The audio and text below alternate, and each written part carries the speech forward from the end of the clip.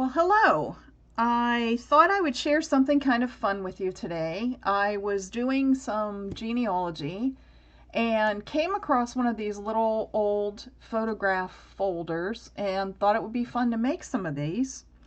So I have scanned a template and put it up on my Flickr page, which I will link in the description. Super easy. You can keep these really simple and turn out quite a few fairly quickly. But I want to share with you real quickly how I put these together. So, let me find the original. Now, this was the original. Super cool texture. And I scanned that. Now, with the scan, you're going to get this side, and then the inside, this piece right here, because this folds over, right?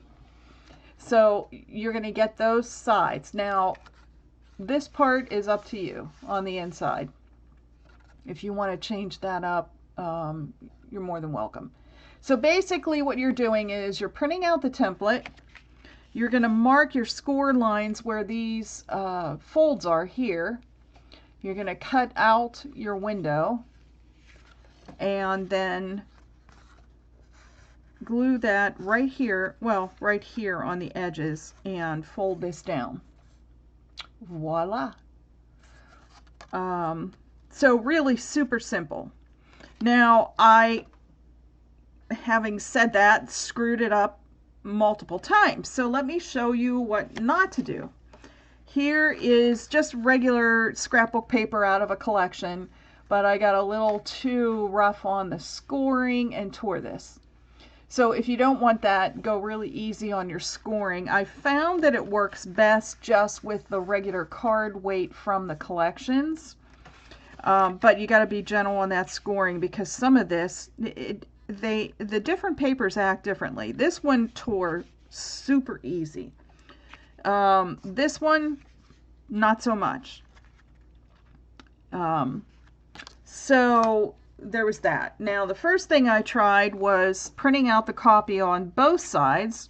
I printed out a two-sided copy, and I wanted to give it some weight like the original, so I put the copy paper on top of cardstock, and as you can see, that didn't work well at all because when I went to score it, it just ripped right through the paper, even though I was being really careful. I like the way it kind of bends out here, but so anyway, keep that in mind. It'd probably be best if you had a light cardstock and you could just print it directly onto the light cardstock.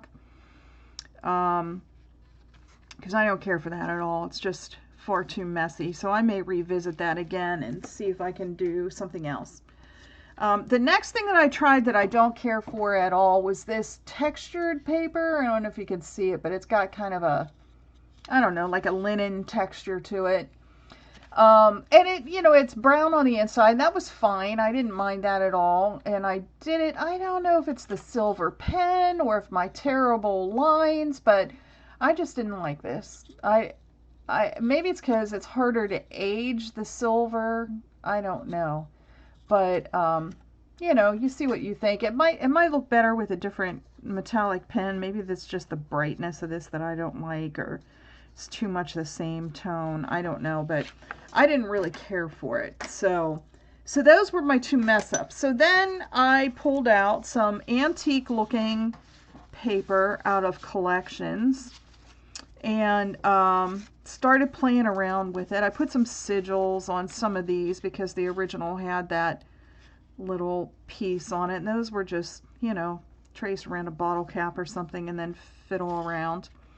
And I used gold metallic pen and copper metallic pen. You can see the difference there on the intensity. Did not care for the gold at all on this. Again, it just seemed too glaring, too bright.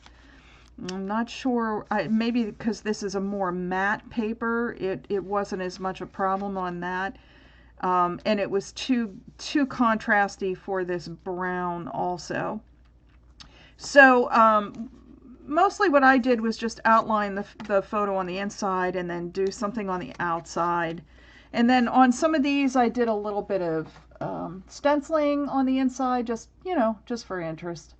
So, and then, you know, of course, your photo slides in here. So you can do photos of your own family, or this is my great-grandmother, so you can, you know, you can do your own old-time photos if you have them, or, you know, whatever you want, whatever you want. So, so then the final thing here is, as you probably know, most of these old photos had a covering on them. It was like a celluloid. And this is it. It's very fine. It's sort of like film. Here's an old slide film. It's sort of like that. It has that same kind of flexibility. Oh, we're going to get a storm. Same kind of flexibility, and as you can see, it ages a lot. And of course, I didn't have any antique celluloid. This is from my great-grandmother's locket, Laura, her locket. And I took it out to show you how it ages. And look how cool it looks. I mean, it kind of obscures the person's photo a little bit, but it just gives such a great, authentic antique look. So I didn't have any of that, but we all have these around, don't we? Or something like it. And this came with another piece of plastic that was sort of like a tray inside, holding the clips up, which of course, you know, I immediately took apart. And then what I did was I cut that to fit into the square there, into the opening. So two things. If you want it to look really antique-y, I kind of inked up her picture first, and then I did put, I don't know if you can see that, I did put some of the distress ink. I think it's antique linen and maybe a little bit of antique photo. Probably could have gone a little bit crazier on there, but it doesn't stay terribly well. In this case, it doesn't matter if it rubs off on your photo because you're doing that anyway. But I just cut that plastic, and then, you know, you just slide it in there. Now, if you want to, before you glue your template, you could glue that in here instead of just sliding it in, so that when you close this over and do the top and bottom, that, you know, it's going to be fixed in there. For demonstration purposes, I wasn't worried about that, but it gives it that, you know, very authentic look. And yeah, so that's it. So I hope you like it. Oh, one more thing I wanted to tell you. The metallic pens that I used were Cricut, and it came in this set. I really like the copper because it was almost like an aged brass or aged gold. The gold was okay on some things, but too bright on others, and the silver I just didn't care for at all. So, you know, you might have different luck, and depending on what paper you use. I'm going to try some of these folders with black paper and see what happens. And I'll probably still use the copper because I just like that older look to it. So that's it. So, you know, go over to my Etsy page or not Etsy, I'm sorry, Flickr. Go over to the Flickr page and using that, the link I'll put in the description, and print off. Either, you know, you can use this paper or you can just use it as a template.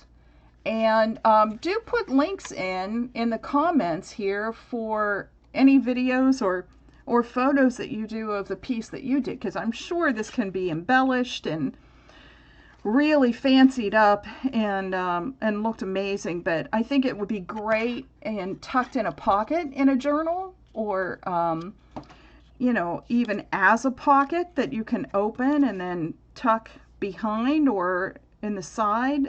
It's just, you know, just an authentic kind of piece of ephemera that I thought you might enjoy. So have fun creating, and thank you for watching, and I'll be back soon. Have a great day.